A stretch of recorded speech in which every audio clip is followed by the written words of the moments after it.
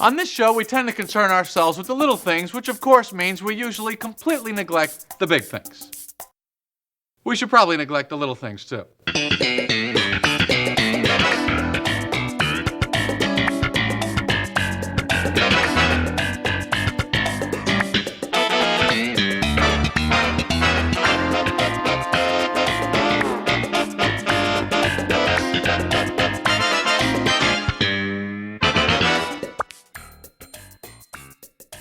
Hello, and welcome to Seincast, a retrospective on all 180 episodes of Seinfeld, being hosted by two guys who can barely run their own lives. My name is Vinnie. My name's Matt. Hello, my love. Hello, darling. So cute we are. It sounds like you got a little sleepy voice going on there. Got a little something. I got a little frog down there. I think we should... No, we shouldn't. We should give the listeners a little peek behind the Seincast curtain. Vinny and I are recording this episode, The Pledge Drive, a mere hour after recording our discussion of the big salad from last week. So, unfortunately, we are not up to date on our Seinfeld news. We have not seen Julia on Saturday Night Live. What else do you think? I actually wanted to go forth with the charade and be like, man, wasn't Julia great in that beep? And proceed with that. I thought it would have been hilarious, but... I got outvoted there. Or even better, like, hey, wasn't Julia Louis-Dreyfus really great in that skit about airplanes?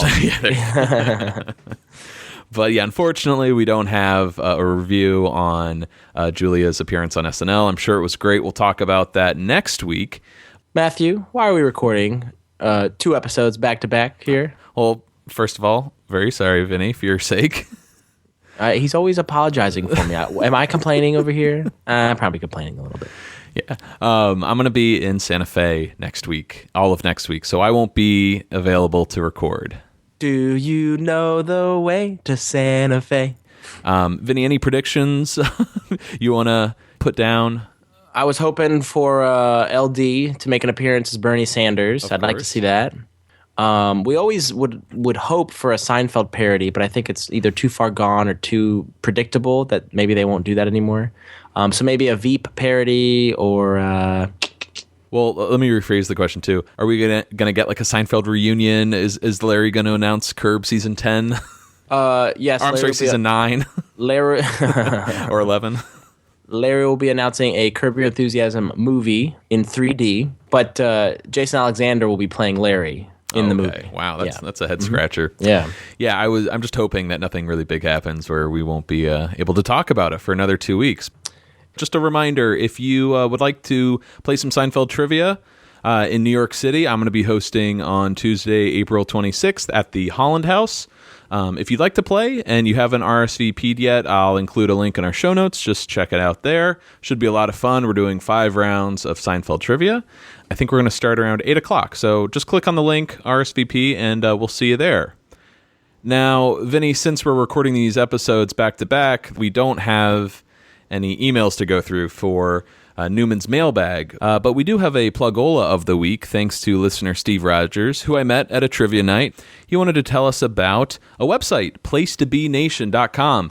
Placetobenation.com is a website that specializes in movie and TV reviews. They do a lot of sports coverage, specifically wrestling. They've got a big wrestling presence. But the main reason I want to bring them up is they're doing a Seinfeld rewatch, and I think they've been doing this for the past couple of years. It's been a lot of fun, actually, tracking their progress along with Seincast. Ever since we started, Vinny, almost 2 years ago, Place to Be Nation has been, paving the road for us in a sense. You've got 5 guys over there, JT, Aaron, Andrew, Jordan, and Jason. They do these awesome write-ups about each episode. Right now, they just started season 7, actually, so we're a season behind. But the cool thing about their website, not only that they're covering Seinfeld, but they're very organized, and they all have their thoughts written out. Best character, best storyline, best ethical dilemma of the week, what worked, what didn't, favorite quotes. So if anyone out there prefers their Seinfeld recaps or reviews to be very succinct, very spot on, very focused, very organized. I recommend. You're in the wrong place with us. Wrong place with us. You're in the right place with Place to Be Nation. These guys are doing a fantastic job. They're always so kind to like tweet at us and retweet us and share things with us on Twitter. Speaking of which, you can find them on Twitter. You can find them on Facebook, placetobenation.com.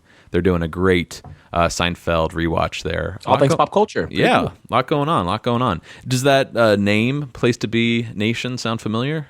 It damn well should. It's Frank Costanza converted George's room into a billiard parlor.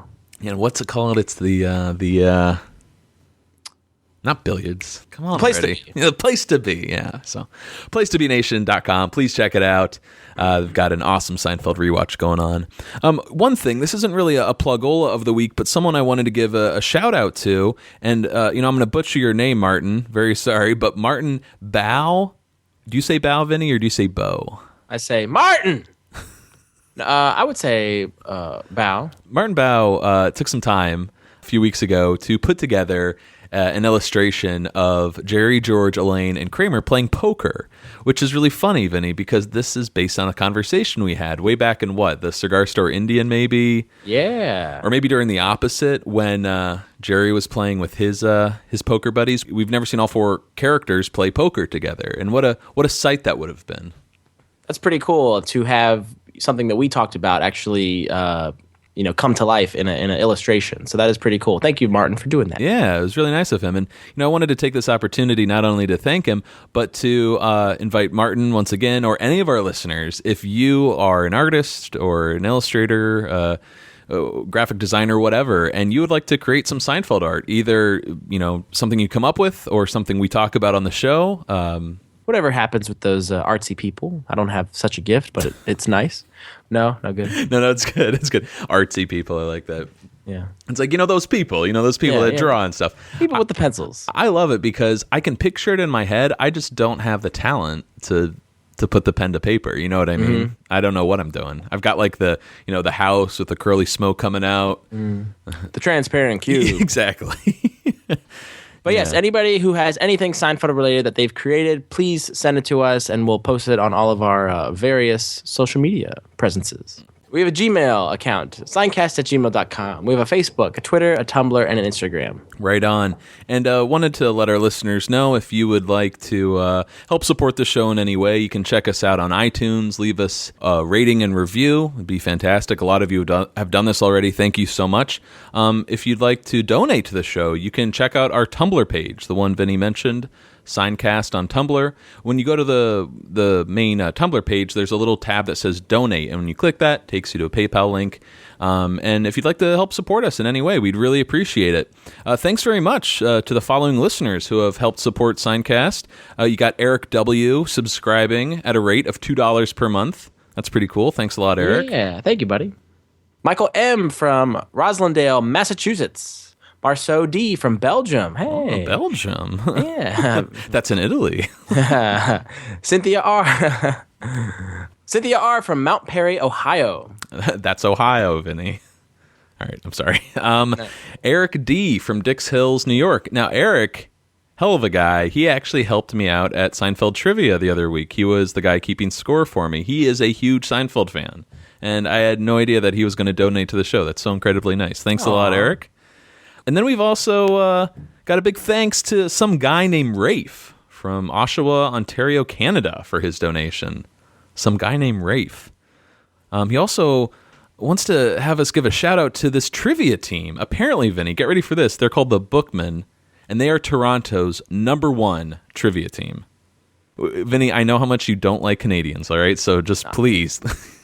First of all, the Bookman sounds like a menacing trivia force to be reckoned with. Yeah, but I gotta say, Bookmans, you claim to be Toronto's #1 Seinfeld trivia team. Why don't you come down to New York and we'll talk about it? Because, Vinny, you and I, we know some stuff. we bring it at times. Could you help us, basically? Why don't you put your maple syrup and hockey down and come on down to New York City and see how you fare with us? Yeah.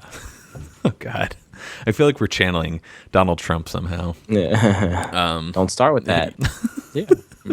Well, thanks a lot to some guy named Rafe and the Bookman, Toronto's #1 Seinfeld team, for your very generous donation. Vinny, let's move on to this week's episode. What do we got? We got the third episode of Season 6, The Pledge Drive, written by Tom Gamble and Max Pross, directed by Andy Ackerman, and it originally aired October 6th, 1994. Let's talk a little inspiration for this week's episode, The Pledge Drive. Tom Gamble, apparently a few years ago, he got back from Hawaii with his wife and kids, and he's back in L.A., he's on the highway. A guy cuts him off and flips him off. Give him a cut-off flip-off. The old cut and flip. I'm not sure what state his wife and kids were in. Like, they might have been asleep, so he did this while... I recall him saying they were asleep in the car, and he had nowhere to go, so he followed the guy for about an hour. Yeah, this dude who flipped him off. Basically exactly what George did. I would like to know, Tom, why this guy flipped you off in the first place, because... most Hawaiians that I've met seem to be pretty nice. No, he got back from Hawaii. Most guys back from Hawaii seem to be pretty nice. All right. Have you ever done this before? Have you ever had such road rage that you follow someone or? No. I've never flipped off anybody either with intent. I flip you off with jokingly all the time. Well, that was intent. But it's scary, man. Like, road rage is no joke. I'm surprised you don't get road rage, or you've never been flipped off by your Washington, D.C. drivers, because they can be pretty irate. Yeah, I'll bite my lip in the car and do that, but window stays rolled up. Yes. Larry said in a Curb episode, he's like, I once yelled at a woman who was about to get hit by a car, get out of the way. And she goes, don't you talk to me like that. He goes, so I don't help anybody anymore. Oh, him. Well, another bit of inspiration here. Tom Gamble, Max Pross, longtime writing duo. They went to college together. Sound familiar, Vinny? Mm-hmm. We're not funny. We don't write, but we did go to college together. They knew a guy in college who ate his Snickers bar with a knife and fork, and Larry David was the one to say, "Hey, that's an idea. Put that in the show." Put that in a show. Yes. So let's talk about the Snickers bar. I had no idea what a huge plot point this was. I thought it was like a throwaway joke with Mr. Pitt, and I guess George does it a little bit, but it's really this huge plot point in the Pledge Drive. Ian Abercrombie, also on the DVDs, has some great interviews, and he talks about his experience filming that scene. The character's only eating one Snickers bar, so he's cutting it up, eating piece after piece. But in reality, Ian Abercrombie had to eat 4 Snickers bars, apparently. What a poor guy. Scene. Oh, how terrible. He's an old man, Vinny. Well. Yeah, he wrote the check. I cashed it. Yeah. Yeah, all right. Apparently, the day after this episode aired, he was in a restaurant. Did you hear this story? I did. The day after the episode aired, Ian Abercrombie was in a restaurant minding his own business. He was reading the newspaper, and the waiter had taken his dinner plate away, and he's waiting for his coffee to come. And all of a sudden, a plate gets set in front of him with a Snickers bar, and he looks up. The whole restaurant was in on the joke, and he says that's when he knew how important this role in this episode was. That this was only the previous night, and everybody was doing this already. Because we've heard from some actors and actresses that they didn't realize how big this show was when they landed the role. Either they didn't watch it or they just weren't really aware. We even hear that from people like Len Lesser, or Jerry Stiller. They didn't get it, and I think this was the moment where Ian Abercrombie totally got it. And then one other thing we should talk about before we get started, the high talker this week. Love the term. We have had low talkers. We've had close talkers. Number 3 talker. Yep. High talker. High talker. The character of Dan. Now, Dan is played by Brian Reddy. And I know this is your area, Vinny, talking about actors. But I wanted to talk about it here because I found a really cool thing in the blooper reel.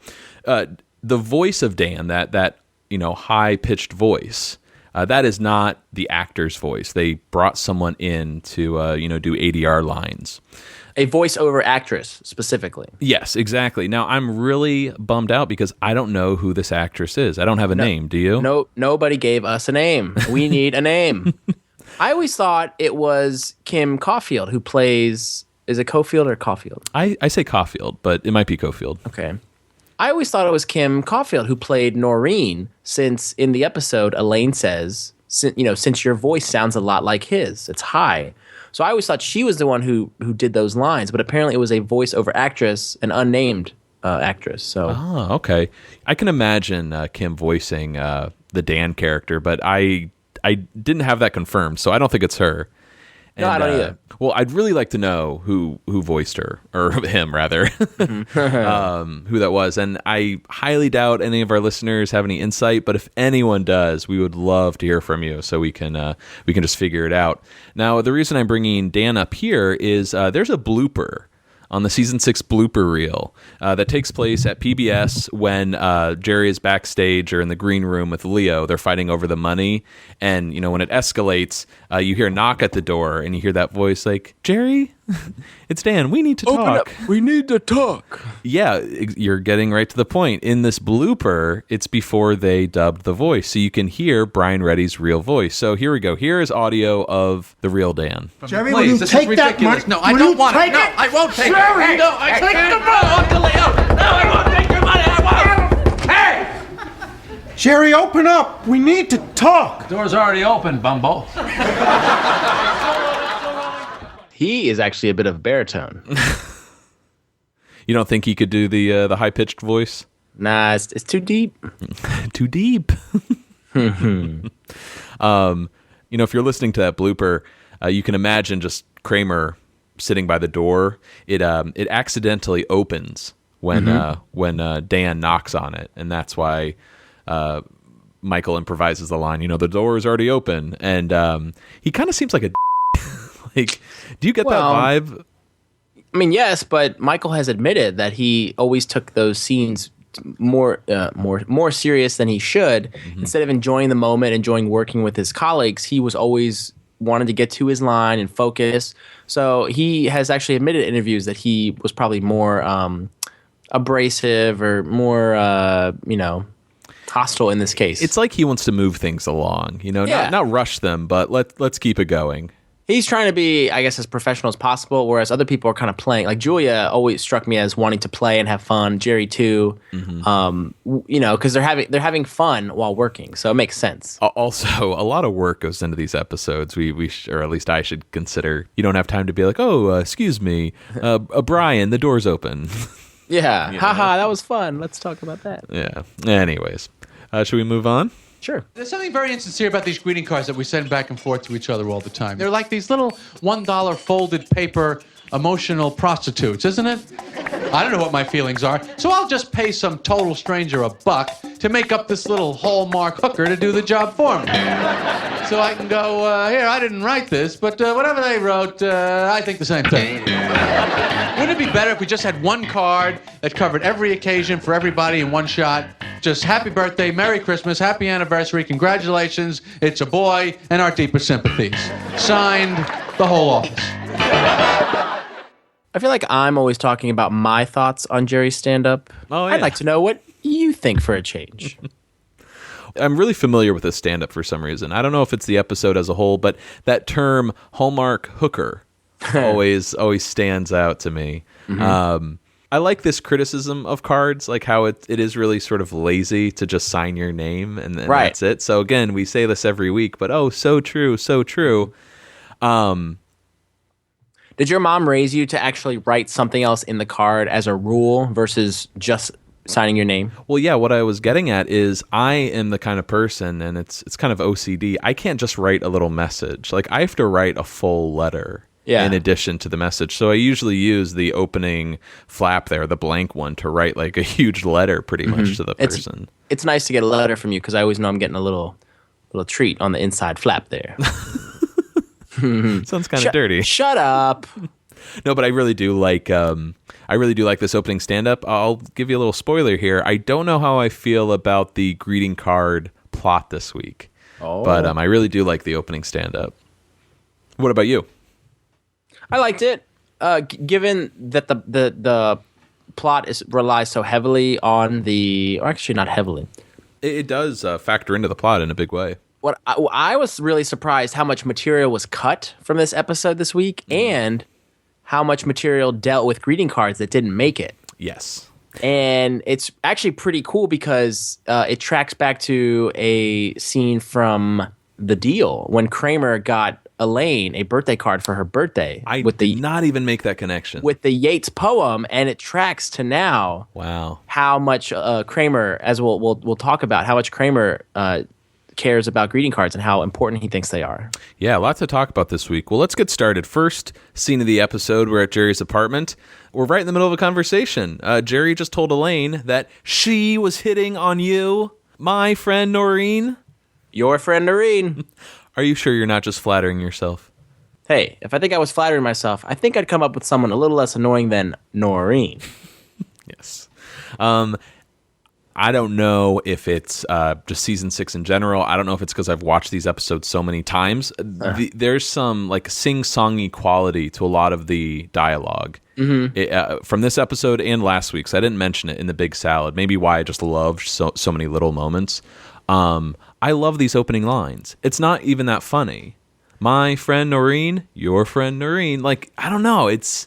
Yeah, there's a cadence and a delivery, and it does have a musical feel to it. I think the writers as well as the actors were having fun at this point with the material. Right, and I don't pick up on that in the early seasons, and I feel like it goes away by the later seasons. It's something I feel like mainly in season 6 that I don't know, I just really eat that stuff up. Anyways, Elaine's just shocked, especially because Noreen has a boyfriend, Dan. You know, he's the guy who speaks with a really high voice. And Kramer enters, and this is an odd one. He's looking for a Fortune magazine. Mm-hmm. I never thought he'd be a subscriber to Fortune magazine. Well, he's a wealthy industrialist, philanthropist, hypnotist. Bicyclist. There it is. Yeah, maybe it's to study up for his alter ego. Pennypacker. I was about to say Dr. Van Nostrand, but no, yeah, it's Pennypacker. Maybe it got stuck in with Jerry's mail, so Kramer starts leafing through the stack there, and I feel like there's a junk mail reference in there somewhere. Yeah. Well, also, not only Kramer getting magazines in the mail, but maybe his mail got in with Jerry's and whatnot. Right. What else you got? Sorry. I was thinking of Babu, his mail getting mixed in with Jerry's, his immigration letter. Perfect. Love it. Well, while he's looking through the stack, Kramer finds a Hallmark card for Jerry. It's from this girl, Kristen, that is Jerry dating, or are they just getting close? Oh, they're dating. You think so? I think there's something romantic going on there, so right. I'd count her as a girlfriend. It's in the early stages, though, for sure. Yeah. Because she works for PBS, and they did just meet when he agreed to do this upcoming pledge drive. So I don't know, how close they've gotten, but... in fact, Jerry spoke with her about this pledge drive, and he got Kramer a spot in the back, where he can answer the phones. Giddy up! It's a good one. That's actually a really interesting delivery, too. Usually you have the giddy up, but this is giddy up. Yeah. Again, the cadence. K-Man is very excited, especially because he thinks he's getting a percentage of every pledge he brings in. It's not aluminum siding. It's volunteer work. Yeah, but I still get one of those tote bags, right? Yeah, and one of those foam beer holders. No. Wait. No, it's honk, or what is it? It's honk. Really weird one. He took it a different way this week, but you remember it, don't you? I sure do. Well, Elaine decides to call Noreen to see if she was really flirting with Jerry. Hello? Hi, it's Elaine. Listen, I was just talking to Jerry. Jerry? Jerry Seinfeld. Oh, I like Jerry a lot. You mean like? What are you talking about? Noreen, were you hitting on him? Noreen's not here. This is Dan. To say that Noreen was hitting on Jerry Seinfeld? I'll call you back later. So was I right? She likes me, right? There is something I find really unsettling about the voice, even without seeing Dan. Like, just, I don't know why. The voice really bothers me. And then when you see it paired with that individual... It's striking, isn't it? Yeah, it really bothers me. And I think part of it has to do with the ADR. Like, it's not perfect. You can obviously tell these are two different individuals. It almost sounds like an older woman, like an old lady. Yes, absolutely. Who's the old lady? That's Dan. That's Nana. But having said that, like, watching this, like, that's part of this episode now. So I like that it's absolutely unsettled. You know what I mean? Like, this is all history now. So yeah, not a criticism of the joke, but I don't know why it always bothers me. And also the emotion I think that the actress is putting into the delivery, the actor isn't matching that emotion. That's what makes Dan such a oddball character. Yeah. Speaking of Dan, I'll get him out of the way right now. As you said earlier, get out of here, Dan. And every time I hear Dan, get out of here, snail. I'm thinking of I'm thinking of Dan Marino from Ace Ventura and the Miami Dolphins, of course. But Dan is played by actor Brian Reddy, who he's been in What About Bob, Dante's Peak, Primal Fear. It's Primal Fear. And Oh Brother, Fear. I know. And Oh Brother, Where Art Thou? Those are some solid movies. Yeah. Do you remember him from any of those? No. Okay. Fascinating. I've only seen 2 out of those 4 anyway. So which 2? Since we're pretty much just digging ourselves a hole here. Further down this hole, I've seen What About Bob and Primal Fear. Oh, very nice. I don't remember him from any of those, unfortunately. But hey, you're not important enough to remember. What's that from? Liar, Liar. Okay. Next scene, we're at Mr. Pitt's. Elaine is hard at work, sharpening some pencils for Mr. Pitt, none other. And the phone rings. It's for Elaine. Must you keep giving my number out? I remember you referenced that like 2 weeks ago. Hi, Mr. Pitt. Oh, yeah. So it's already started. Mr. Pitt is very fed up with Elaine. I think this is one of those scenes that they cut off the beginning. There's a little more of Mr. Pitt and Elaine. Yeah, it's really funny. Like, she's sharpening the pencils and he's nodding in approval, and then they start talking about like coffee grounds. It shouldn't be set on fine. It should be set on coarse. Yeah. It's really good. But anyways, Elaine picks up the phone and it's Noreen. Hello? Elaine, what is going on? Why did you tell Dan I was hitting on Jerry Seinfeld? Is this Noreen? What would ever possess you to make up a story like that? Well, listen, Jerry mentioned it, and I didn't believe. I think I deserve an explanation. Noreen, are you crying? This is Dan. Oh, hi, Dan. Elaine! Work? I tell Noreen I'll just call her back later. Who was crying? No one. I'm sorry, Mr. Pitt, that won't happen again. I'm sure it won't. But someone was crying, and I want to know who it was. Boy, that Mr. Pitt's pretty inquisitive, isn't he? I love that. Like, that Mr. Pitt, he's not mad. Like, please stop doing that. He's like, I demand to know who was crying. Mm-hmm. Who cares? He cares. Noreen is played by actress Kelly Coffield Park. I think most of us will remember her from her In Living Color days. She was on 114 episodes of In Living Color from 1990 to 1993. And she was also in Field of Dreams, Jerry Maguire, and Scary Movie. Another great role, her bit part in Scary Movie.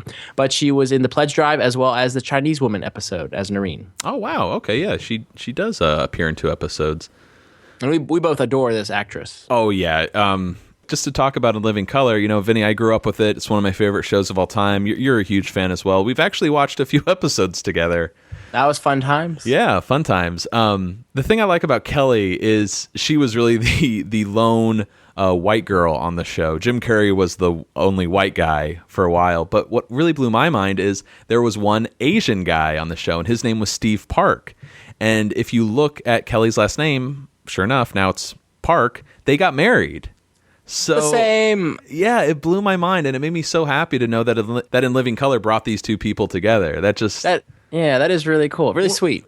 Moving on, though, while Elaine is explaining the Noreen Dan situation, Mr. Pitt, we all know this scene. He takes out a Snickers and wraps it, puts it on his plate, starts eating it with a knife and fork. And man, if you I don't think it gets any more iconic than this. Like, this is such a great Seinfeld moment.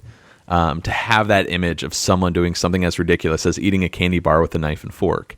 Yes, and I would like people to pay special attention to, it's a tiny thing, but I like it, when he takes the Snickers bar out of his jacket pocket, he drops it, but he catches it. Like, you know when you drop something and you instinctively reach for it and you grab it? Mr. Pitt, Ian Abercrombie, did that in the take that they used, which is pretty cool. Yeah, quick reaction. Quick decision. He was good, though. Yeah, it's seamless, really. Nice recovery. Yeah, and man, he is like doing like nails on a chalkboard the way he's cutting, and you keep hearing the screeching of the knife and the fork on the plate. Yeah, at the rate he's going, I'm surprised he claimed he ate 4 candy bars while filming that scene, because I feel like he tries to buy some time by just cutting it up. You ever tried this? I feel like we had to have tried it at least once in college, but I can't remember. Yeah, it seems like something we would have done. Tell you what, when I'm in Santa Fe, I'll class up the joint. I'll try it at one of the restaurants there. There you go. Next scene, we're in Jerry's apartment. He's rehearsing some of the Pledge Drive script with Kristen. I always loved his delivery. He's practicing some lines here. We'll hear it again later. I'm Jerry Seinfeld, and I tell jokes for a living. But there's no joking about the financial crisis at PBS. I believe he's trying to make that as lame as possible. If you look at there's some bloopers of him at the Pledge Drive. He's looking off camera saying, "You want it more lame? More lame? Okay." Oh, so, I've got clips of that for later. Oh, it's coming. I'm sorry. But yeah, good stuff here. Love it. And as Kristen asks, "Hey, did you get the card I sent you?" And she notices something in the garbage. It's the card. And she asks him, "Is this it in the trash?" Jerry responds with, "No." And that feeling of just being caught red-handed in a literally a bald-faced lie. Yes. You could just I think we can all relate to that. I just hit me. You could say, "Oh, well, it was on the fridge. It must have fallen in." That would have been perfect. There you go. But Kristen, you signed your name and you addressed the envelope. It's not like you painted the picture and wrote the poem. Jerry really could have gotten out of the situation, or at least diffused the situation. But saying something like that's a really thing to say. When she's obviously upset. Exactly. Throughout the first 3 episodes of the season, Jerry has had a couple lines in there. Mm-hmm. So this might be, we talked about Elaine's transition last week. This might be Jerry kind of transitioning to that apathetic Jerry that we see in the later seasons. Well, I'll agree with you there, but I'll take it one step further. I think this is the 3rd episode in a row where Jerry has acted like a real jerk. Take, for example, the ending of the Chaperone, where he's like, "Oh, it sounds like an animal being tortured," with Miss Rhode Island singing. Last week in the Big Salad, when he's just staring Margaret in the face when she's like, "Kiss me," I can't. Mm-hmm. And this is a 3rd one. He's just totally insulting his girlfriends, sometimes right to their face. Yeah. And I know this is no surprise, but it's, as you pointed out, it's that transition, I think. I just wanted you to know about it. Well, Kristen is upset, rightfully so, and decides to head back to work, claiming Jerry has no sentimentality. Well, he claims, "Hey, I do," and he makes the mistake, I think, of showing her the stack of birthday cards from his grandmother that he's kept. You see, I save something. Although, if he's going to save cards, and it's between a girl he just met and his Nana, I bet you he's going to stick with Nana. Right. So this I buy. I think it's really silly that Jerry is expected to hang on to this card for a long period of time. But it sucks. It sucks that she saw the card in the garbage. Yeah, no one wants to see that.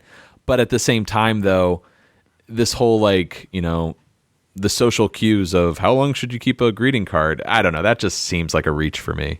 But I think there is something to, like, when you get birthday cards, you keep them for at least a week or a month. You know what I mean? Like, for the duration of that period. Mm-hmm. So if somebody were to come over and see, like, "Hey, where's my card?" I could see them getting pissed about that.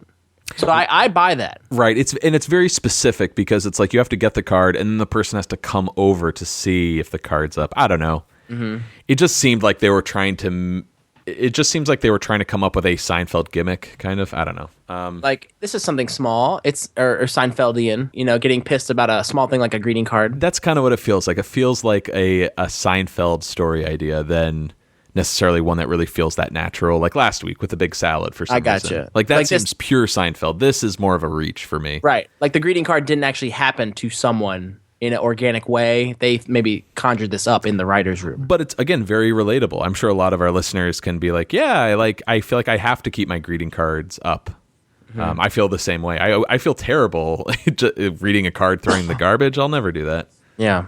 After Kristen leaves, Kramer stops by and he looks at the birthday cards from Jerry's grandmother, who he refers to affectionately as his Nana.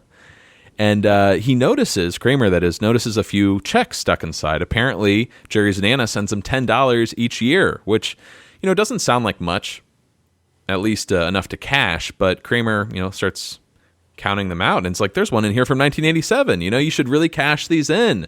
It's tantamount to a slap in the face if he doesn't. A gift not enjoyed is like a flower that doesn't blossom. All right, I'll cash the checks. Once again, Kramer pushing Jerry. And I believe I pulled a Matt here. What'd you do? So I'd like to share. When I was a kid, I thought the phrasing was tandem out. So tandem out to a slap in the face. It's tandem out. Huh. So it wasn't until I was much, much older that I read the script and it was tantamount. And I'm like, oh, that's what that word is. And you pulled a Matt because I'm a big dumb animal. I burned myself and you at the same time. It's pretty good. Hey, she already left, but do you want to talk a little bit about Kristen and the actress who plays her? Kristen is played by actress Rebecca Staub. She was in an episode of Dexter, an episode of It's Like You Know, Peter Melman's show. She was in a 1994 movie Fantastic Four. She played Sue Storm, but was it not released? All I know is based on the trailer I've seen, and the trailer for this movie, dude, is so incredibly bad. You gotta post it. It almost makes me feel kind of sick, like watching it. Not because it's like gory or gross. It like makes me feel so uncomfortable. The production is so cheap. You can't imagine this is a movie made in 1994. It looks like something made for TV in the early 80s. It is so bad. And sure enough, yeah, she's the Invisible Woman. She looks great. In fact, she might have filmed it around the time she did Seinfeld. Okay. In regards to its release history, I don't know what happened. I don't know if it went straight to video or if it only exists online or what. But whether you're a comic book fan or not, you guys should all check this out. And I think everyone should give the Josh Trank Fantastic Four movie that came out last year, which just bombed, another chance. Because when you compare it to this one, it's something. Yes. One other bit of trivia I thought was really cool about Rebecca Staub, and fresh off of our season 6 premiere of The Chaperone, Rebecca Staub was actually placed 6th in the Miss USA pageant as Miss Nebraska in 1980. Oh, look at that. 1980, really? 1980. How old are you in those? She was 21. I was looking. Okay, so she's 35 in this episode. That makes sense. Well, whatever. Yeah. Oh, boy. Also, we should note here that this scene originally ended with a little bit more dialogue, right, between Kramer and Jerry. Yes, Kramer actually read Nana's birthday card and started laughing, and he said, "Your Nana has a hell of a sense of humor."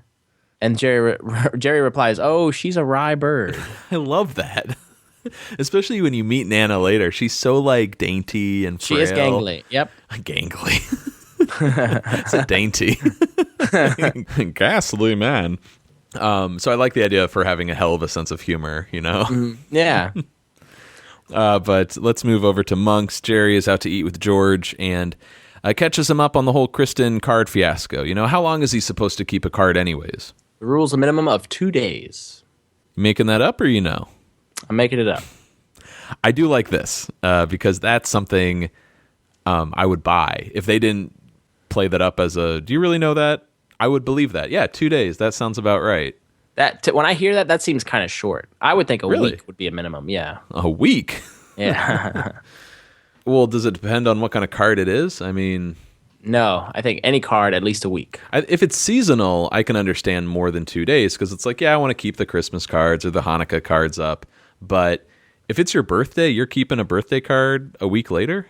Yeah. I even Really? for the month. Yeah, the month it would work. I would think you have jurisdiction. The whole month? Yes. Oh my God. Wait a second. It's your birthday, it's your month. So, 2 weeks after my birthday, I'm like, hey, Vinny, I'm going to have a party. Are you going to be like 2 weeks? That's kind of a long time to have a birthday party. No, that's different. I'm not inviting anybody to participate in this. This is for me only. All right, I'll give it to you. Yeah.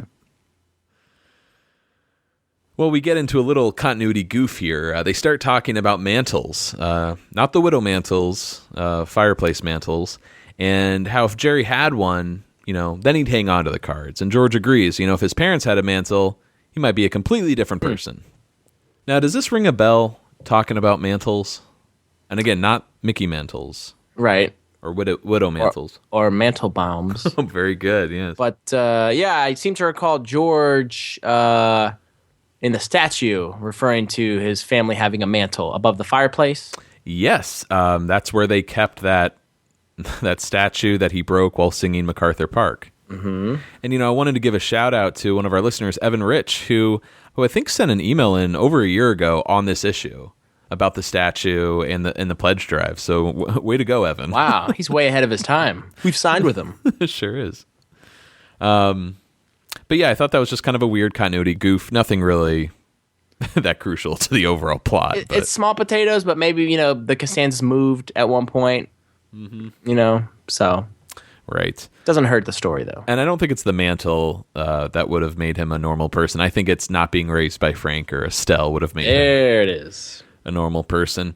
Anyways, Jerry has a request. He was wondering if George could talk to someone at the Yankees and get a baseball player to host the pledge drive with him.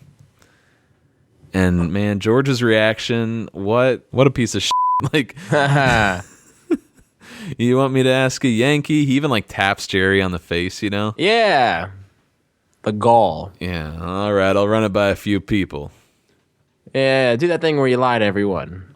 That's the line. We love that line. Love that line, yes. One Always of our favorites. use it. Mm-hmm. It's great. So Elaine stops by and sits with the guys. I should never have made that phone call. Hey, did you ever get to talk to Noreen? Yes, she's very upset. So was I right about the flirting? Was it true? I don't know. I never asked. She was yelling at me. Who was flirting with you? Remember when we were in the bookstore? That woman came up to us? She wasn't flirting with you. Oh, sure she was. Asked me where the humor section was. Humor? Come on. Jerry, her brother just had a book of political cartoons published. All right, so maybe she wasn't flirty with me, so what? Oh, yeah, that's funny. Hey, you want to hear something weird? Mr. Pitt eats his Snickers bars with a knife and fork. Really? Yes. Why does he do that? He probably doesn't want to get chocolate on his fingers. That's the way these society types eat their candy bars. Oh, you know. What, you think I eat all my meals with you? Excuse me, sweetheart. I think you may have overcharged us.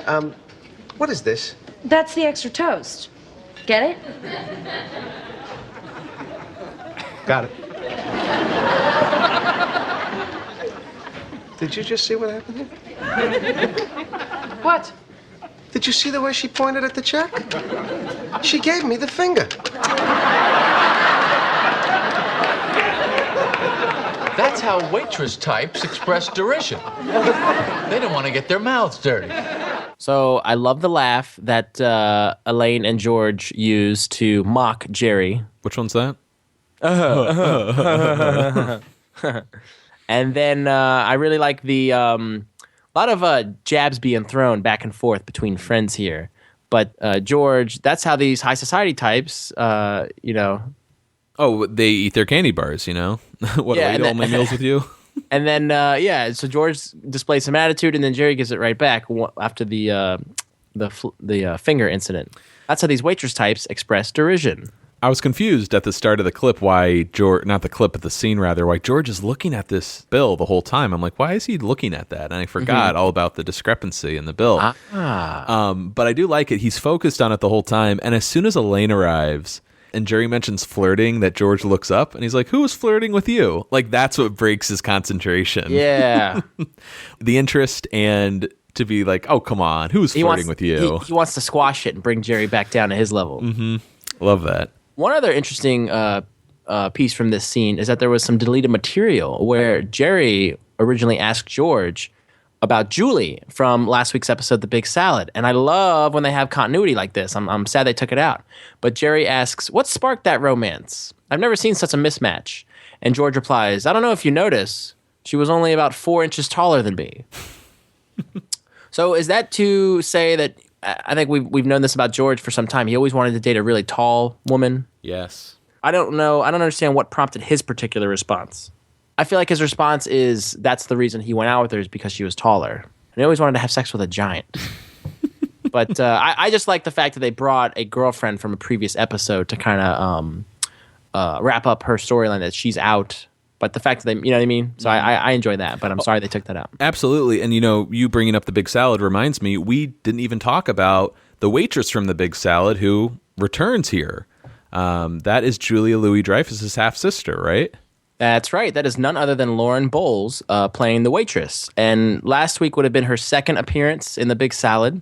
That was her first speaking role. She previously was uncredited in the Apartment episode. I remember that. She was at the, what's the woman's name? You're all winners. Stan and Joanne? No, that's the couple that's there. But anyways, she's at the party, and I remember talking about her, and I'm like, oh yeah, she comes back as the waitress. Mm-hmm. She has a recurring role on the show. Her second of 9 appearances in Seinfeld. Holy cow. I didn't know it was that many. God, that's more than Mr. Lippman, more than Mr. Pitt. Yeah. Jeez Louise. Well, it's great that she's getting such a cool arc for this episode with the middle finger, of course. And to use it on George Costanza, of all people. Come on. Something I'm sure Elaine would love to do. Let's cut over to the Yankees. Hey, another first here. This is crazy. The first of several office meetings we're going to see at the Yankees. But this time, who is at the head of the table? Mr. Morgan. Yes, I love Mr. Morgan. Who doesn't? Again, he's not one of these quirky, weird characters. He's very straight, maybe too serious for his own good. But the actor who plays him, man, it's the voice. The eyebrows are incredible. Oh, those eyebrows, yeah. Kill to have those eyebrows. He's like a black Owen March. I don't know about that. Owen March's eyebrows, they're all over the place. I mean, or he's like a male, or he's like a male Cynthia. This is actually the first, I'm going to talk about him right now. This is the first appearance of Mr. Morgan, and with hair. But does he shave his head later? He does. I didn't know that. Remember, he's bald with a goatee. He looks more like That's right. Walter White. Mr. Cool. But he's played by none other than Tom Wright. And in this episode, he's actually credited as executive. But in the following 3, he's referred to as Mr. Morgan. Mr. Morgan. Mr. Morgan. But he's in the Pledge Drive, the Mom and Pop Store, the Diplomats Club, and the Wink. This guy has 162 credits on IMDb to date, so it's impossible to get to all of them. But I disagree. Let's start at the top. Here we go. Rack 'em up. Notables include All My Children. He was an actor, though, not a stand-in. You see what I did there? He was in Marked for Death, Murder at 1600, Barbershop. Well, is he in the new Barbershop movie coming out? Not the new one, but he was in Barbershop 2 as well. It's too bad, because I know J.B. Smoove is in it. It would have been cool to see them work together. Oh, yeah. But, Mr. Morgan, great to see him. I really like this character. Again, nothing too memorable about him, like George Steinbrenner or Mr. Wilhelm, but... he plays it straight. Very straight, but he fits perfectly, especially working off of George's antics. George finishes pitching the PBS Pledge Drive idea, bringing in a baseball player, but Mr. Morgan thinks it's a waste of time, especially since the team does a lot of promotion for Channel 11. And how about this? George takes out a Snickers, puts it on his plate, and starts eating it with a knife and fork. And I love that shot of Mr. Morgan. He looks intrigued. He's like, oh, yeah, look at this guy. Almost to the point that it sways Mr. Morgan, and he's like, okay, I buy what this guy says. And Mr. Morgan responds with maybe George has something here about PBS. Yeah, and, George even puts everyone in their place with, I'm eating my dessert. How do you eat it? With your hands? Mm-hmm. And I didn't, realize how much this idea carries through the episode with all these different people. It's really a funny send-up on trends and how they take off. Something that's just so stupid, makes no sense. Just because it's different, people want to start doing it. One other bit of trivia I wanted to mention regarding the role of Mr. Morgan is that Phil Morris, none other than Jackie Childs himself, also auditioned for the role of Mr. Morgan. Wow, I haven't heard that before. Yeah, I am so happy that he, like that's twice now, he avoided getting cast in a Seinfeld role, or at least, credited, so that we could actually have him come back for the role he was intended to get. But let's move over to an ATM real quick. Jerry finishes cashing his checks from his Nana, hello $60. And then we cut over to an apartment where Nana herself gets a phone call from Chemical Bank letting her know that her checking account is overdrawn. She hasn't used that account in months. Oh, dear. She's going to be down there first thing in the morning to deal with the account. No way, we could do this over the phone. Yeah, Nana is a little out of touch. It's well, she hasn't left her apartment in 25 years. Right. She prepares the next morning. It's 5 a.m. She shuts off the alarm. She's all dressed. The buzzer goes off, and she's already dressed, pocketbook in hand, ready to be out the door. There's something so sad about this image to me. Like, the fact that it's so early, and she's all, like, dressed up for this, journey, and she's just so out of touch with the way the world works. It's just, it makes me so sad. Speaking of out of touch Nana, she's played by actress Billy Ree Wallace, and she actually passed away in 1999, but she was in 3 episodes of Seinfeld: The Pledge Drive, The Kiss Hello, and The Doodle. And then I'd also like to bring up the banker is played by James Reynolds, and what a voice on that guy. What a sports nut, huh? He has been in 856 episodes of Days of Our Lives, spanning from 1981 to 2016. Isn't that crazy? Not bad. He's like the Iron Man. Well, let's cut over to Monks here. George, he really came through. He got Danny Tartable for the PBS Pledge Drive. You wanted a Yankee? I got you a Yankee. Yeah. The bull owes him one. Yeah, apparently George helped him out with his swing, but if we think back to The Chaperone, Buck Showalter says, well, all of a sudden, Tartable's got a problem with his swing now, so there's that. So George is just choosing to believe what he wants to believe, pretty much. Yeah. George, of course, just needs approval of the script. Yeah, in fact, Kramer wants to take a look at the script, too. He's just answering phones. Yeah, but it would put him at ease. Yeah. Now let's revisit this waitress middle finger issue.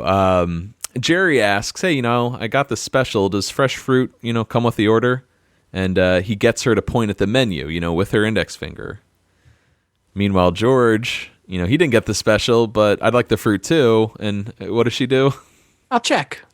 Middle finger on the face, scratching her nose. So it's pretty hard to disagree. She could have used any of those fingers. That middle one was for George. Yeah, she knew what she was doing. Kramer's really happy with it. Jerry tells everyone, hey, lunch is on me since I cashed all my Nana's birthday checks. And we should take this point to point out that there were 2 scenes that were done of Nana riding a dangerous-looking subway, but they were cut prior to broadcast. And these deleted scenes don't exist anywhere, unfortunately. Yeah, I would have loved to see Nana on the subway. And it would have had that ominous music playing and, gruff-looking New Yorkers surrounding her, I imagine. But the scene that they use instead, I think, works great. We get that ominous music as we cut to this dark alley, and Nana's standing there, just surrounded by garbage and junk, looking at this closed-up building. And this street tough kind of comes out of the shadows and approaches her. Looking for something, lady?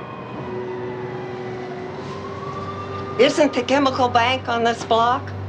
The bank. It burned. It's gone. Oh, dear. You know what you want to do is go down to 49th Street. That's the main customer service branch. Ask for Mr. Fleming. He'll help you. This is one of my favorite scenes in the entire series. Just because the first time you watch it, granted it's a comedy, but the 180 turn is so perfectly executed. The bank. And it burned.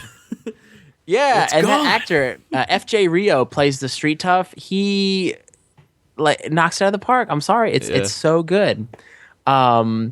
And then he goes even further. What you want to do is go down to the main service branch. Ask for Mr. Fleming. He'll help you. He's so nice and accommodating to help out Nana. So nothing bad befalls her, which is really great. But F.J. Rio plays that street tough. Hey, I wonder if he has any affiliation to the street toughs who robbed Elaine's armoire. Never know. Armoire. He also. I saw he also was raised in Lansing, Michigan. What do you say about that? Look at that, Michigander. But he was in Project Alf, The Shield, and Prison Break. Sorry, Project Alf? Yeah, you got that straight. The TV movie. I never noticed, too. He has this like big scar going down his forehead, down his face, you know? Well, he's a street tough man. Yeah, of course.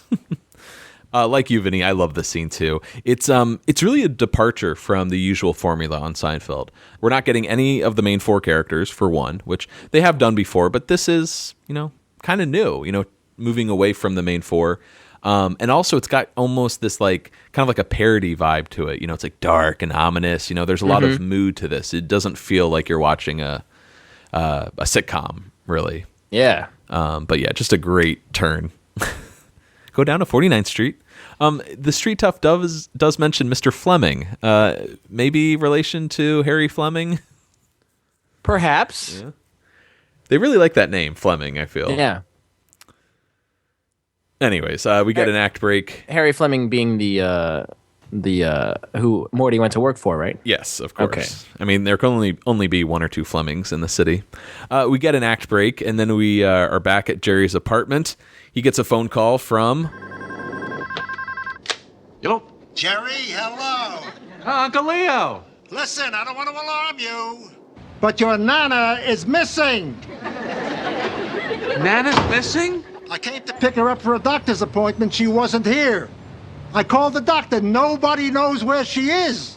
She hasn't left the apartment in 25 years. I've been thinking about her. I just cashed some of her checks. Yeah, that's right, you did. What kind of checks? I think Chemical Bank. Oh, they were chemical. Chemical? She hasn't used that account since her branch closed. What are you doing cashing her checks anyway? Well, Kramer thought it would make her happy. I never should have cashed those checks. Hey, I didn't twist your arm. Your grandmother's on a very fixed income. What are you, broke? All right, just call me if you hear anything. Well, I cashed the checks bounced, and now my Nana's missing. Well, don't look at me. It's your fault. My fault? Your Nana is missing because she's been passing those bum checks all over town, and she finally pissed off the wrong people. Interesting point of view for Kramer to take to try and cover his ass after getting Nana lost. Typical Kramer, I feel, right? He's not gonna... He felt guilty last week with, that murder and all. He was blaming himself. But this time, it's like, nope, that's all Nana's fault.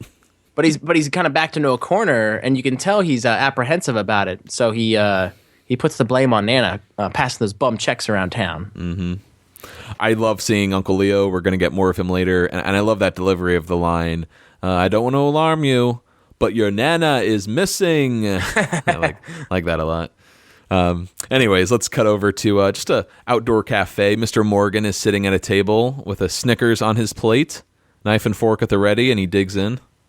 And Noreen passes by looking over his shoulder, seeing what he's up to, and she seems to find that intriguing as well. Yeah. So it appears as if it's catching on. Yeah, they're sharing a smile, actually. Yeah, right on. This cafe, if anyone is interested, this was filmed outside of the CBS Studio Center. This was used actually as the cafe in the restaurant when George goes to Paris. So where is your father? Same exterior shot there.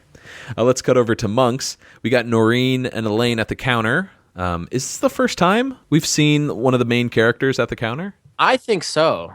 Of course, we see the cop there in the, what is that episode? The pitch ticket? Yeah. Remember? He's getting a sandwich now. Yeah. We see someone sitting there, but this is the first time one of the main four, I think, is there. And I really like that because it kind of opens up Monk's a little bit. It gives it a different feel to it, and I think it's more intimate to have the two characters sitting side by side looking at each other. It's a nice view. Absolutely. Anyway, it's caused a lot of problems. Dan thinks I'm interested in Jerry. He won't let up. Well, I'm really sorry, but you can see why I'd make a mistake like that. No, why? Well, You know, because he's a high talker. Well, he does raise his voice occasionally, but that's normal.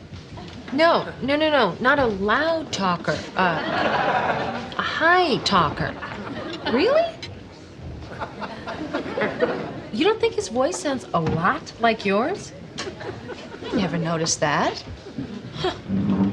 Well, it's no big deal, you know. It's just that he can sound like a woman, you know. Great. I'm going out with a man who sounds like a woman.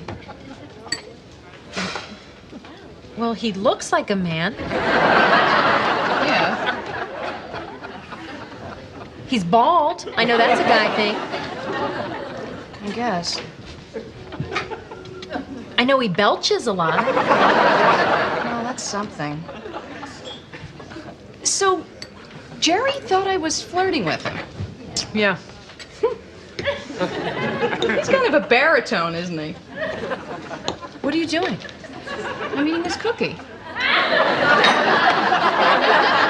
No, but why are you using a knife and a fork? Did you just think of that? No, I've seen people do it. I like it. Man, watching this scene in particular between Elaine and Noreen, I feel like it's a bit of a shame that Kelly Coffield was cast as more of a straight-laced character. Whenever I see her, I think of all her outlandish characters from In Living Color, or like I mentioned earlier, that teacher from Scary Movie. And I almost wish they would have utilized her in one of the later seasons to be like a zany character, much like Jackie Childs Phil Morris didn't come back until later as Jackie Childs. I almost the first one that comes to mind is she could have played Prickly Pete's mail order bride. That's pretty random, but I like it. Yeah, that works. Wait, so you say Prickly Pete? Oh, did I get that wrong? Repeat. I said Prickly Pete. That's funny though that you mentioned that, because I want to pitch my idea here. I threw it to you and you shut it down immediately. I thought it was a great idea. You're like, that's a bad idea. But when I texted you, I said instead of Snoopy and Prickly Pete, you get Schmoopy and Slippery Pete. I'm like, that's great. As what? As like a team name for like trivia, or something. Like it's a twist on. Well, I clearly I didn't get it because I thought you were just naming putting two characters together. Oh God, that's my bad. That is a good idea. Can I get a new co-host in here? There it is. I'm gonna say that every week. Anytime I make a mistake, because you've said that to me. Well, so many times. It was true back then, and it's true right now. No, I agree. Though I would have loved to see Kelly as like a recurring character, and I know she has 2 episodes, but given her talents, they didn't really cash in on what she was capable of doing. And it's really weird too. We're jumping ahead to next week, but you know how things end with her and Kramer. You would think she would be around for another episode or 2. Yeah, and it would have been cool to see her and Kramer actually date. Mm-hmm. But alas. Yeah. Oh, yeah, she's great. And wonderful lines in here. I love that. Oh, he's a bit of a baritone, isn't he? Yes. Oh, and Elaine is not helping with... Did we get to that part yet? Oh, yeah. Like, he's a man who sounds like a woman. He's bald. That's a guy thing. He belches. He's stocky. He is short, stocky, and bald. Hey. But I'm thinking, Elaine, shut up. Very good. Sorry, I'm all over the place. I'm very excited talking about this episode. So we cut over to George's car. He's driving Danny Tartable, his second appearance on Seinfeld, driving him over to the PBS studios. And rest assured, George perused the script. It checks out. And as they're driving, someone nearly hits George and then gives him the finger, and George flips out, decides to follow the guy who flipped him off. We talked about rage last week from George. This is whew, scary stuff. Mm-hmm. Let's cut over to Chemical Bank, and the bank representative from earlier explains the problem to Nana, how they have to return the checks to Jerry. Is that right? Is that what I gather from this scene?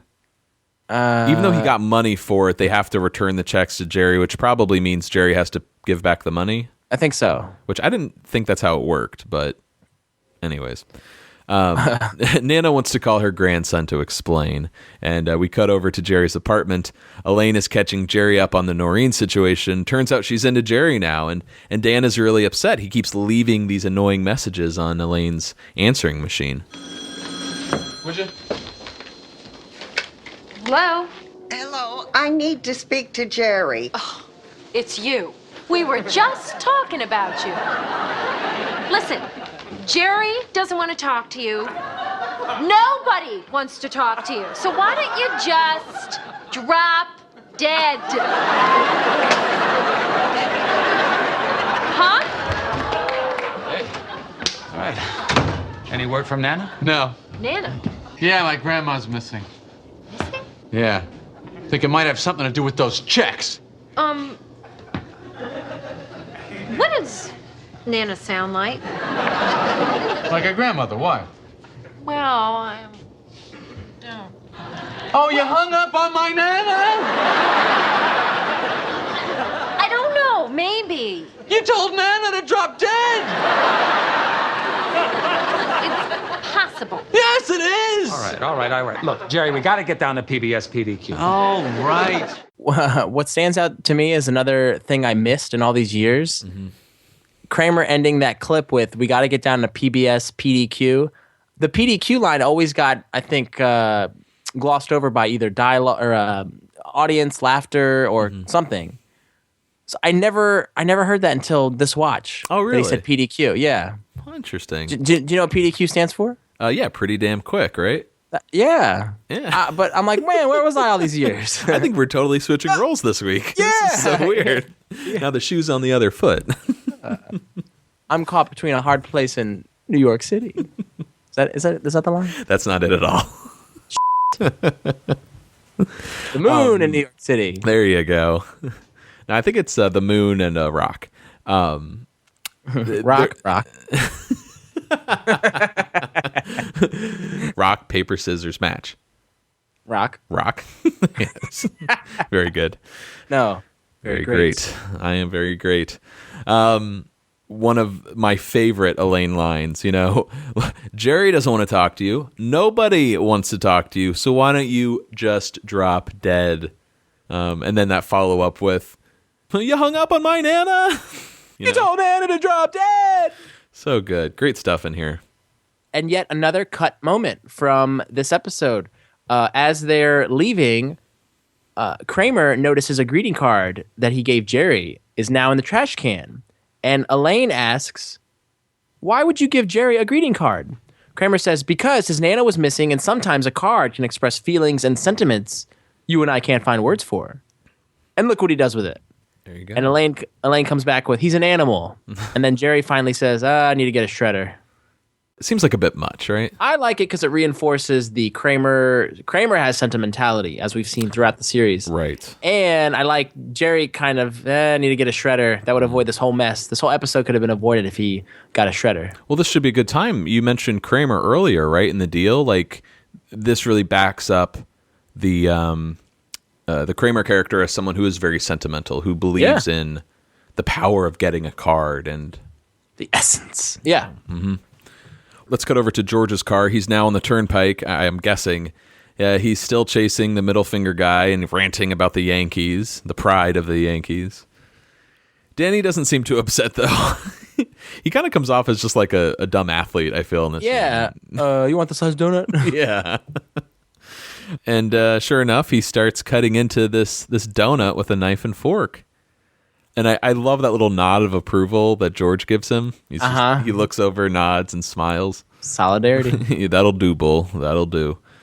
Out of all of the candy bars and cookies and sweets that people are eating with knife and fork, this makes sense to me. Why? Because the donut, especially the glazed donut, is a very messy product. Get your fingers all sticky. Very sticky, very greasy and oily. I would maybe even eat a donut with a knife and fork out of all the things we see eaten with utensils. This makes sense to me. Let's try that. All right. Let's go over to PBS. In the green room, Jerry is getting ready while Kramer is upset he doesn't have his tote bag yet. And Kristen stops by because someone's here to see Jerry. And who is it? Uncle Leo! And he just goes, hello. It's very gentle. Uh-huh. He's more subdued. Well, it was a rough day. Hello, yes. He's stopping by to tell Jerry, your grandmother is fine. She's actually going to watch him on TV when he does the pledge drive. And before leaving, Kristen seems pretty concerned that Danny hasn't arrived yet. He's supposed to be on set with Jerry in just 5 minutes. And here's this joke we keep returning to. We get a lot of mileage out of it on Seinfeld. Jerry's family forcing money on him because they think he's broke. Like, why are you cashing Nana's checks? They're only $10. Do you not have money? Are you broke? Why didn't you tell me you were a little short? And that's actually a little bit contradictory, right? Because we learned that Uncle Leo kept money from his sister, Helen. Good point. But yet, and he took a watch out of the garbage. Mm-hmm. And yet he wants to he's feeling generous right now. I guess with all the hubbub with his mom getting lost today, he feels generous and wants to give back. You know, I never put that together, and it makes total sense that Nana is Leo's mother. Leo and Helen are siblings, right? Yes. Their mother is Nana. Yeah. There you go. Oh, it looks like the roles have reversed back to where they belong. Well, Leo tries to put a little cash in Jerry's pocket, like, don't tell anyone where you got this from. And there's a struggle, it escalates until there's that knock on the door. Jerry, open up. We need to talk. Who's that? You know what? It sounds like that friend of Elaine's that was hitting on me in the bookstore. Jerry, I'll take care of it. Is Jerry in there? Well, he can't be disturbed now. Well, this situation's driving me crazy. He's all I think about. I can't get him out of my mind. I'm sorry, fella. I mean, I know what it's like to be in love. It just ties you up in knots. And Jerry is a very sexy man. What? No, look, I'm not judging you. In fact, we here at PBS, we have many programs celebrating your lifestyle. Armistead Mopan's Tales of the City, Gender Bending in Swinging San Francisco, Before Stonewall about those dark ages when you couldn't come out of the closet lest you be persecuted because of your, No, I don't. Are you Danny Tartable? No, I'm not. This scene bothers me the most out of all of the Dan scenes. That, no, I'm not. Like, yeah. I don't know why. That, just doesn't feel right. I can see that. So weird. What stands out to me is Kramer assuming the authority role for PBS. He speaks on behalf of PBS now. Yes. And their with his little public relations department too, where it's like, listen, yeah, there are plenty of programs out there that support, the homosexual lifestyle that I'm sure you'd like to watch. Plus, Jerry is a sexy man. So. Yes, yeah, he certainly is. This is an interesting evolution of the outing episode. How is Seinfeld going to handle? I think this is the next step, right, in Seinfeld tackling gay issues on. I think you're right. The next time there's some sort of gay storyline or some, joke, or for lack of a better term, but exactly. Instead of, not that there's anything wrong with it, now it's super progressive. Like, hey, I'm not judging you. In fact, at PBS, we have many programs for you, people like you. And I also like Kramer's, long-winded statement there, and the phraseology as well. Before Stonewall about those dark ages when you couldn't come out of the closet, lest you be persecuted because of your, He doesn't even know what to say. Sometimes I'll start a sentence and I won't know where it'll end up. I love that. And right at the end, too, this is so weird. Not only the character of Dan with his high-pitched voice, but Kristen running up to him and saying, "Are you Danny Tartable?" Yeah. How could this be Danny Tartable? Even I know that. I don't watch sports, but I know this is not a professional baseball player. You thought Steve Gennison was a real baseball player? Based on name alone. Okay. If Steve Gennison was played by this little guy, I would be like, yes, he is not a real baseball player. Okay. All right. Cool. All right. Man, you're never going to let me live that one down. It's fun. And, well, I guess to support you, they also showed that picture on the news of him in baseball attire. There you go. Oh, wow. Where were you last week, dipshit? You know the reference there? Happy Gilmore. Okay, good. Gilmore, my God. Oh, and he's got a Nana in that, too. Shooter. Yeah. Anyways, let's cut over to a gas station, somewhere an hour outside of the city. George gets out of his car to confront the guy who flipped them off earlier. He's just filling up his car and is shocked to hear about George's accusations. But the subject changes pretty quickly when he notices Danny Tartable sitting in the car. And, hey, I wish I could shake his hand, but And he holds up his hand. What do you know? It's all bandaged up with the middle finger sticking straight up. So he couldn't help it. Looks like George has candy bar on his face. Yeah, all right. Oh, man. Is there a gas leak? Tough crowd. Yeah. What do you think about this whole story arc with the middle finger? I've, in all of my 2 years of working in the medical profession, I've never seen somebody with their hand bandaged up in such a way that the middle finger is protruding. It's bizarre. It seems like, just like you said about the greeting card, it's like, really? Is that what they're doing?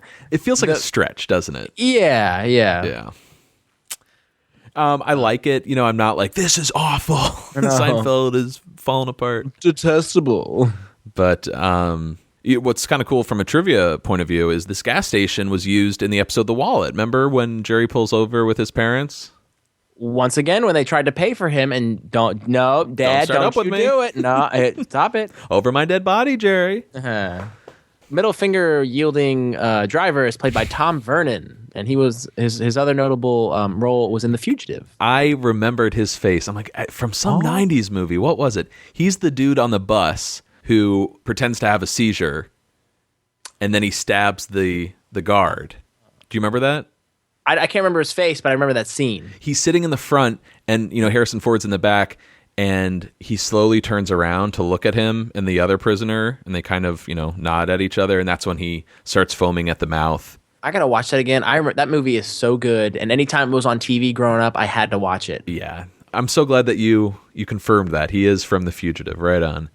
Well, let's get over to the pledge drive. Jerry is hosting when Nana decides to dial in. And who do you think, out of all the people in the background, gets her call? You've been enjoying Ken PBS Pledge Drive. Hello, I'd like to speak with Jerry. Oh, look, you again, buddy. Look, forget about Jerry. It's not going to happen. This is his grandmother. Oh, Nana. Hello. Tell Jerry I'm sorry. I'm going to have to write him some new checks. As long as you got your checkbook out, how about forking a little over to PBS? I mean, you watch the station, don't you? Now, don't be a freeloader. Programs like Ken Burns Baseball. And if Danny Tartable were here, I'm sure he'd say, that's correct, Jerry. Jerry, I have an announcement. Your grandmother is on the line. My Nana? And as we speak, she's generously writing PBS a check for $1,500. She can't do that. She's on a very fixed income. Stop the show! Man, Nana cannot catch a break this episode. Not only is her account withdrawn from a branch that's closed that she hasn't used in months, she had to leave her apartment. She took a dangerous subway, which we didn't see. But all of Jerry's friends are talking very rudely to her. Yes. And now she's out. How much money is she out? Well, I had a question. $1,500. So the $1,500 she dishes out, she doesn't have that, right? I mean, is that why Uncle Leo flips out? Exactly. She is on as he says, on a very fixed income. And if you think about it, she's this senior citizen, probably on Social Security, and she doesn't have a lot of money. And to plunk over that much money at once is huge for her. Mm-hmm. But I love that ending with Uncle Leo, man. Like, right in the camera, stop the show. Just great visual. I would recommend that for the cover art this week. Oh, I already got it. Cool. You the man. Do you have any favorite lines from this scene? I love, this is his grandmother. That's a good one. There's so many. I mean, Uncle Leo's at the end, stop the show, is probably the best. But I like it when Kramer stands up and he's like, your grandmother is on the line. Yeah. And Jerry goes, my Nana? Yeah, it's so sweet. He's like, oh, Nana. Yeah. Like a little kid. So adorable. And I do like how everyone calls her Nana, too. Yeah. Like, it's a term of endearment, but it is sort of her name. I don't know if you revisited the bloopers, Vinny, but there's a great one for this scene. I got him right up here. Giddy up. And are you going to play it? I have the audio for it.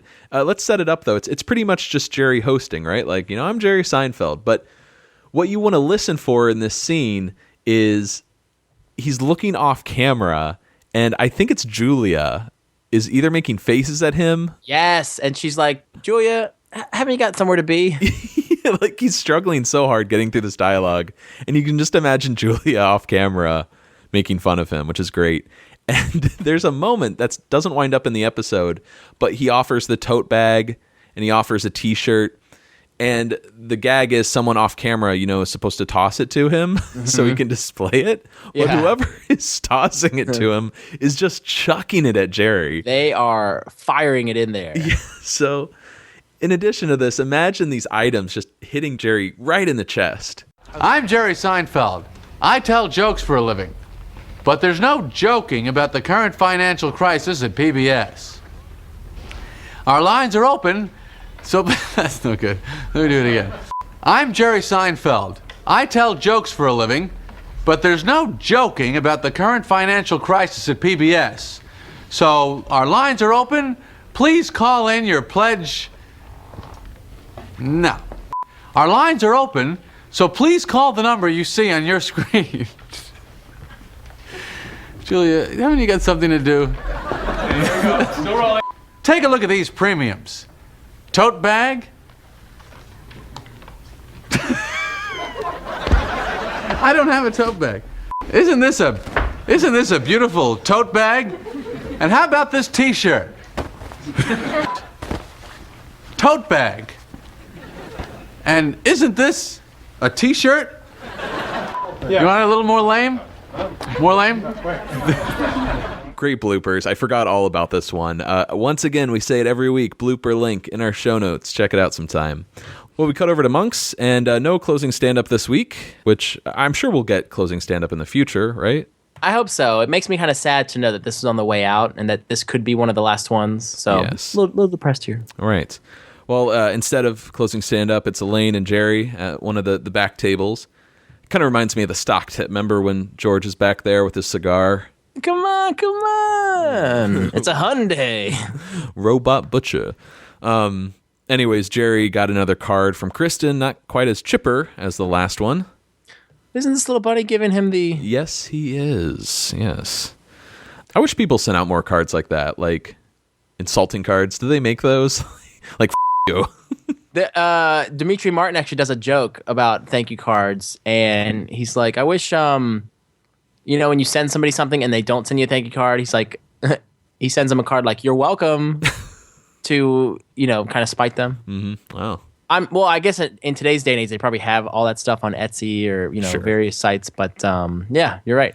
I have a set of Christmas cards that I like using every once in a while that just says Merry Christmas, bitches on it. Did you get that from Urban? I think so. I think I was with you when you got that. Years ago, though. I've kept them stocked up. I don't want to use them all at once. Yeah. There's a really cool card store I found in Old Town that has cool stuff like that, and they have some Star Wars ones. Ah, good deal. I might be sending you one. Suddenly, the episode turns into feels like Invasion of the Body Snatchers. I'm not sure. As Jerry and Elaine look around and they see people eating candy bars with a knife and fork.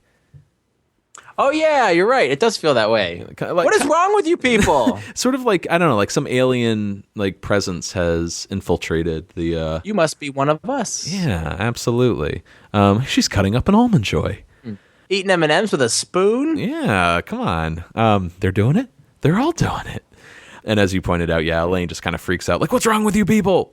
Now, Vinny, this has brought me to the question I've kind of been holding off the whole episode. We kind of got to it with the donut. But what do you think about the knife and fork method? Are certain foods justified, others not so much? Would you ever eat a candy bar, for example, with a knife and fork? I mean, as someone who likes to keep their hands pretty clean, I could see that. Isn't that why we have wrappers on the candy bars? That's what's keeping your hands clean. Have you ever eaten M&Ms with a spoon? That's a weird feeling. Never. Like a bowl of cereal, or you put it in your hand? Straight to the mouth. Oh, yeah, that's weird. Try it. I've had it in my ice cream before, but... Mix things up. All right. What about the little tiny M&Ms? Ooh, those are all right. Should we move on to ratings and reviews? Yeah. So, what do you think? I got a question for you. What do you got? Would you give this episode the finger? Absolutely not. But I don't know if I would give it a thumbs up, though. I think I would give it kind of like a fist, like a right on. Yeah. Not an nice A-okay, not a thumb, but a fist of right on. Solid episode. Okay. I kind of expressed the issues I had with it. I'm not a huge fan of the greeting card storyline. Yeah. I think that gets stretched a little too thin, especially with Kramer getting so upset about it. I'm also not a fan of the finger arc either. That seems kind of like, it feels like George got two halves of a plot this week. You know, the Snickers bar and the middle finger thing. But having said that, I love the pledge drive stuff.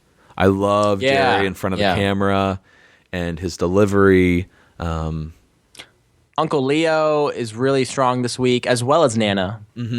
I love, even though it feels kind of weird, I like Elaine's relationship with Noreen and Dan, like always confusing. You know, is that Noreen or is that Dan? Who am I talking to?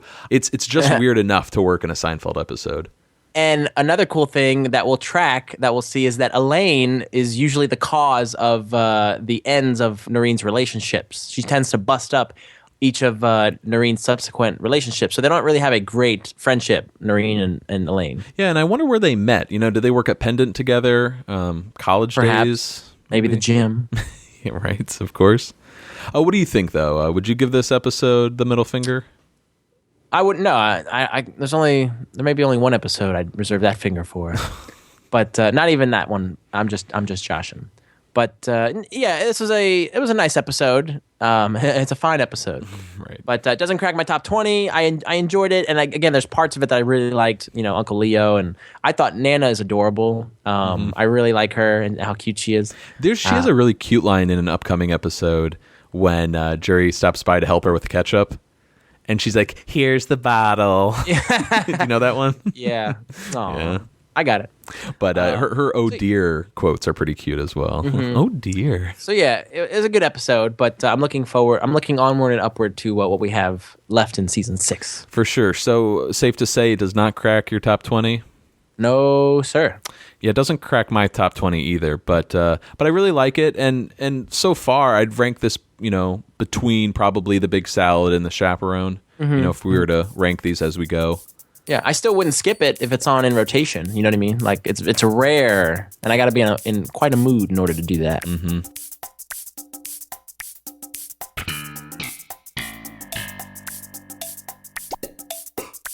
All right, that's going to do it for us here on Seincast this week. Please feel free to send us an email at seincast@gmail.com. Find us on Facebook, Twitter, Tumblr, and Instagram. Vinny, what episode do we have next week? We are discussing the 4th episode of Season 6, The Chinese Woman. Ooh, and things are going to get ridiculous. Did you just say ridiculous? Ridiculous. Because I thought I heard ridiculous. But for now, I'm Matt. I'm Vinny. Signing off.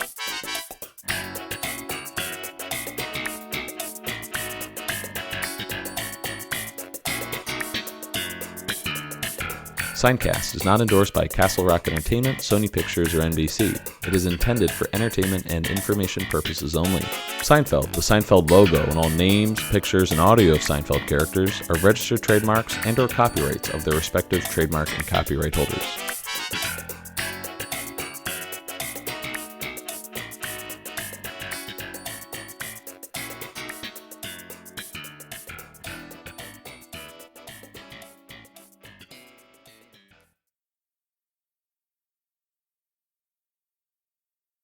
Oh, dear.